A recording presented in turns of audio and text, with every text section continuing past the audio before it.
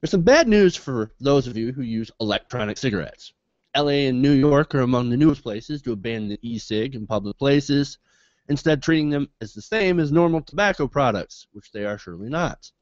Now, electronic cigarettes are not regulated by the FDA, and there are some things we don't know about them. But what we do know is that they're far less harmful to the smoker and to the people around them than normal tobacco cigarettes. In fact, there actually is no evidence right now to say that they're harmful really all that much at all.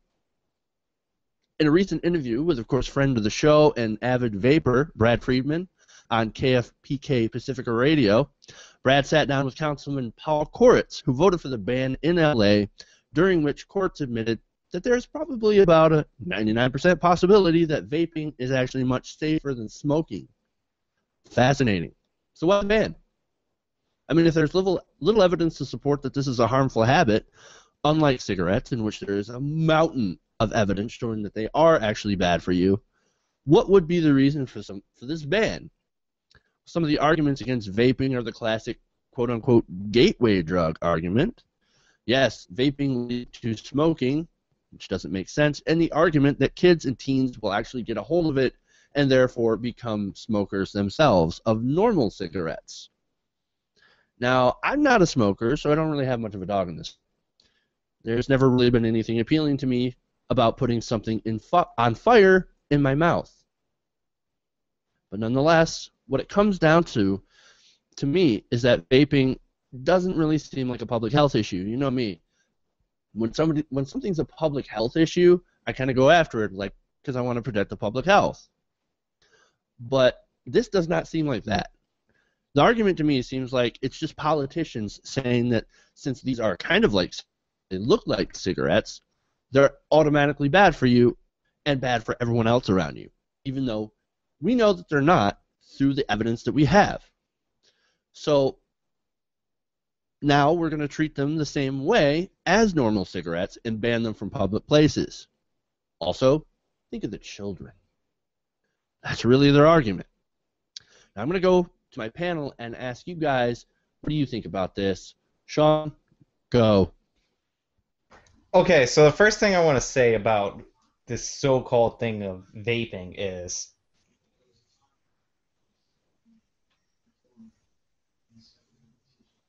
what now? That's not really like cigarette smoking.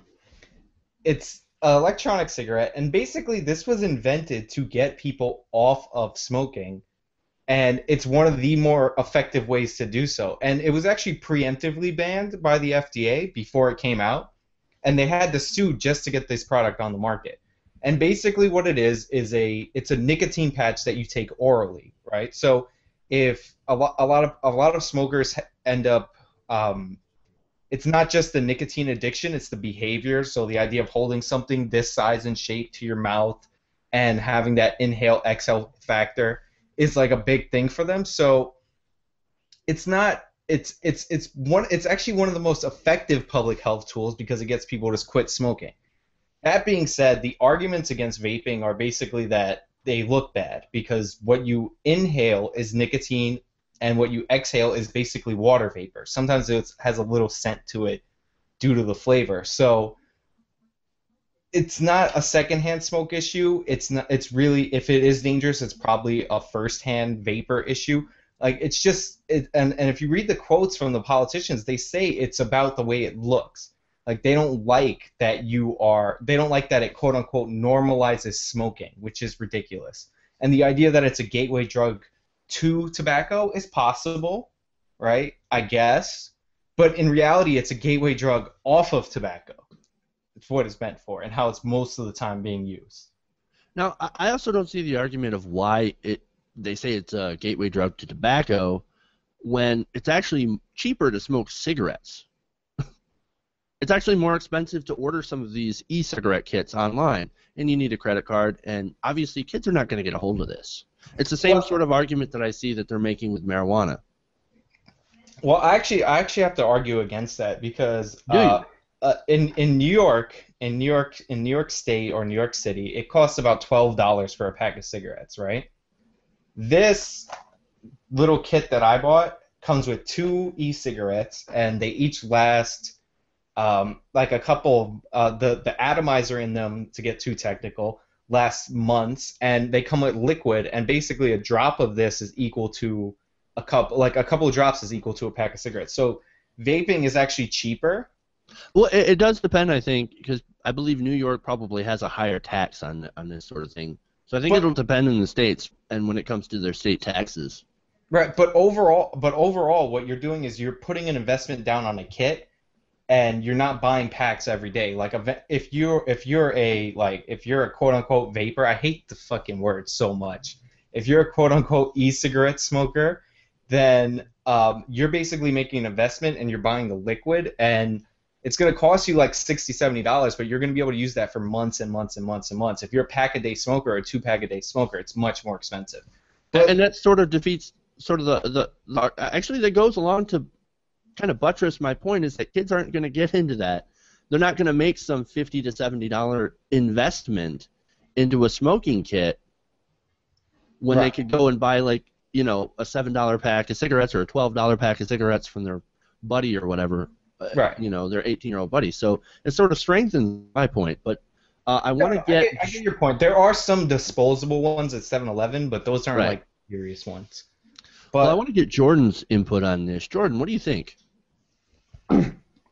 Yeah, I'm going to have to completely, unfortunately, side with Sean there, man. Like, there's definitely not a financial argument for cigarettes over e-cigarettes. There might be a little bit more of investment on the front end, but even if you live in a state with low cigarette taxes, e-cigarettes are much, much more affordable. And I know that because I did at one point have a dog in this fight. I used to own a tobacco store and hookah lounge, and I had quite a bit of demand from my customers to start carrying these e-cigs. And so I did my research and looked into it, and because they're not regulated, I decided not to. Specifically when they were really starting to get big, there was quite a bit of news out regarding a lot of the cheaper ones from places like China and stuff like that, that there were pretty horrific chemicals in them. I don't know if that's still an issue. I'm not really in that game anymore. I've been out of the tobacco biz now for a couple of years.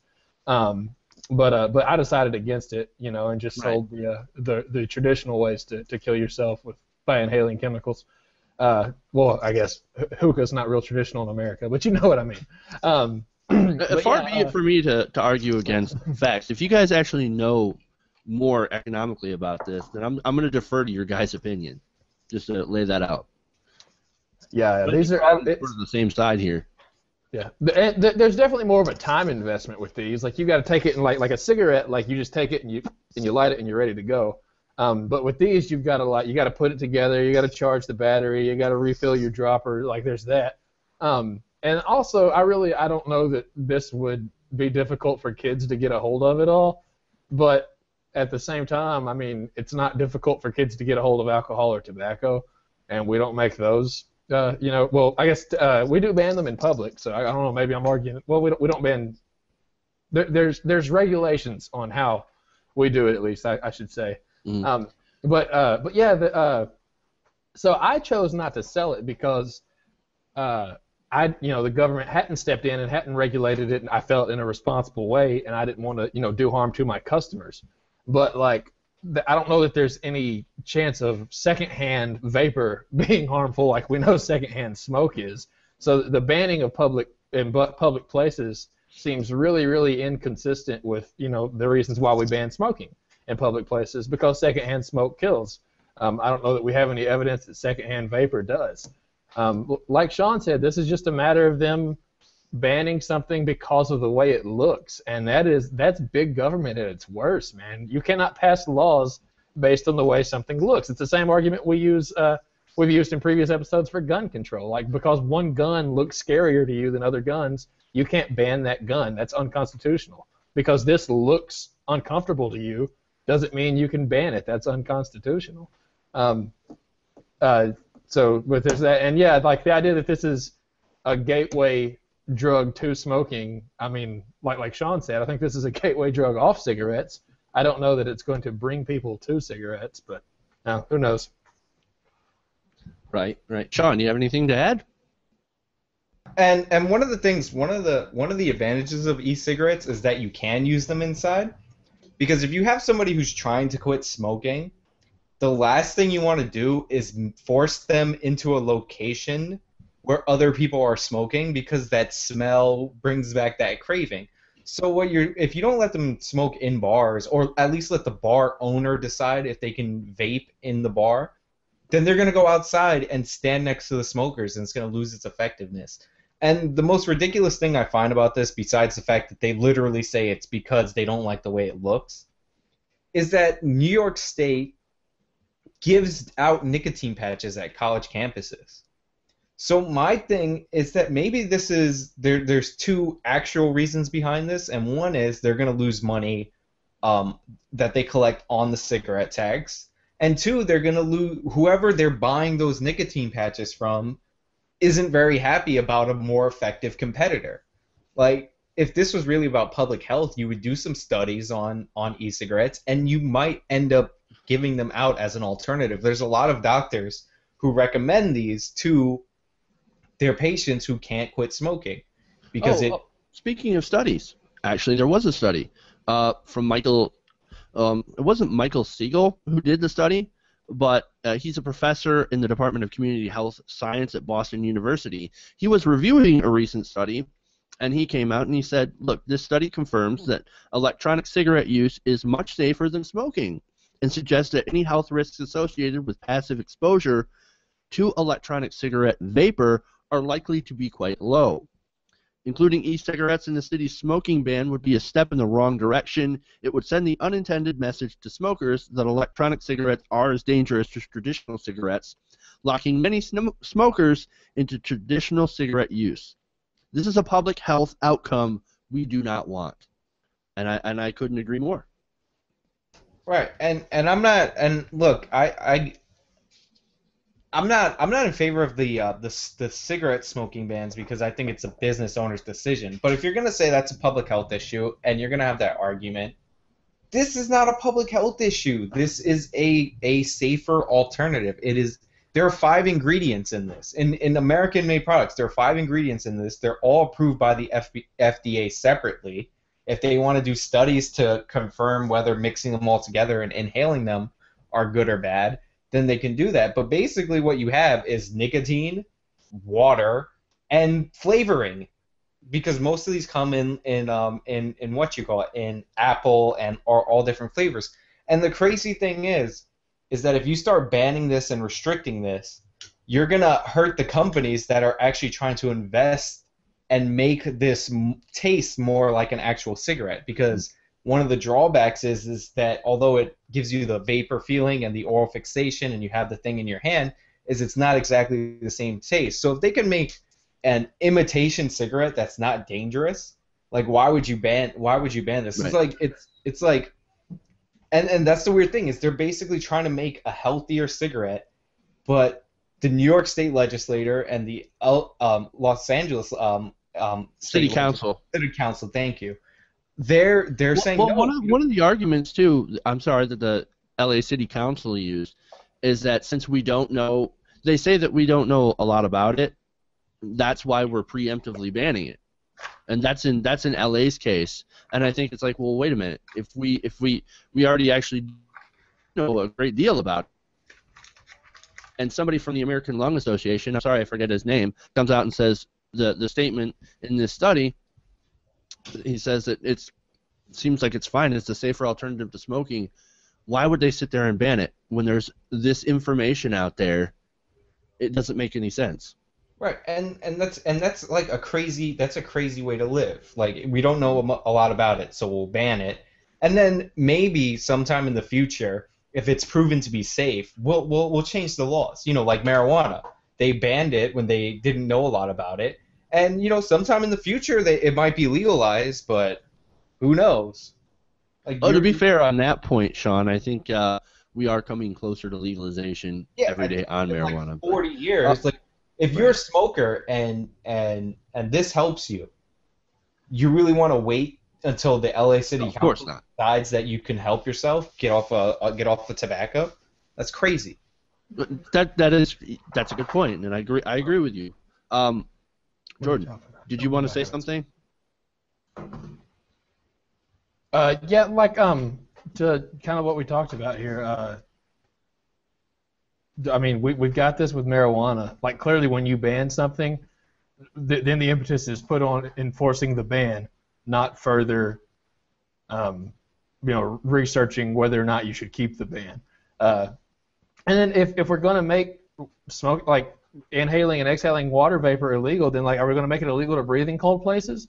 Because that puts out a cloud of water vapor. I mean, like it's a ridiculous thing to do. I do think the government should get in and make sure that the chemicals that they use in these vaporizers are safe. That's perfectly reasonable to me. But like, I don't know, a public ban there doesn't seem to be any reason. All right, and I think, like I said, I think we have a consensus here. You know, I just want to add one more thing in. Yeah. Is that ironically the people that they're helping the most are the tobacco companies.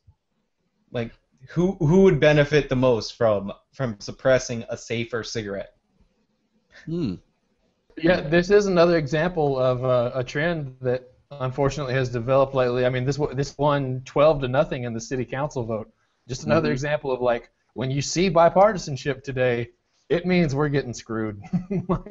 As much as I hate the gridlock and the stupid bickering and the broken government, that's just amplified by the fact that like whenever the government does get together, it's the fuck over.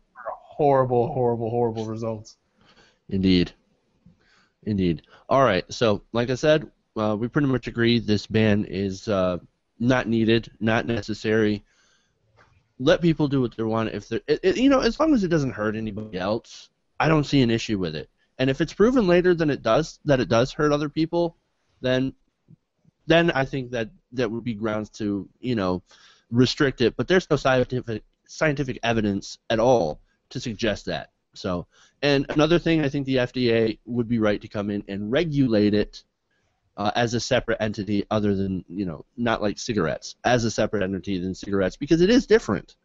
It's a nicotine product. It's not a tobacco product. Right. Exactly. Hey, if you enjoyed this clip, make sure to like and leave a comment below, or even share. Sharing is caring. If you want to see more TYT Nation videos, go to our YouTube channel, youtube.com/TYT Nation. Thank you for watching.